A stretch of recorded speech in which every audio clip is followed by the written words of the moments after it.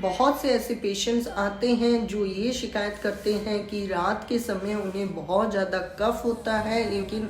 रात के समय उन्हें इतना ज़्यादा कफ होता है कि वो सो भी नहीं सकते, लेट भी नहीं सकते। लेटने से उनको और ज़्यादा एग्रावेशन होता है, जिसकी वजह से वो उसी टाइम में खड़े हो जाते हैं, यानी बैठ जाते हैं और पूरी रात बैठे बैठे निकालते हैं। इतना ज़्यादा उनको कफ होता है। अगर ऐसी दिक्कत होती है आपको या आपके बुज़ुर्गों को या किसी को भी जिसमें उनको कफ के कारण बहुत ज़्यादा दिक्कत हो रही है और वो सो नहीं पा रहे, उन्हें बैठना पड़ रहा है ताकि वो कफ निकल जाए, उनको आराम मिलता है बैठने से, तो होम्योपैथिक मेडिसिन अरेलिया रेसिमोसा का मदर टिंचर दिन में 3 बार 10-10 बूंद आधे कप पानी में डाल के उन्हें दें। उनकी ये शिकायत दूर हो जाएगी, उनका कफ भी रिलीफ हो जाएगा। ऐसी और जानकारियों के लिए आप मुझे फॉलो कर लें और साथ ही मेरे YouTube चैनल को ज़रूर सब्सक्राइब कर लें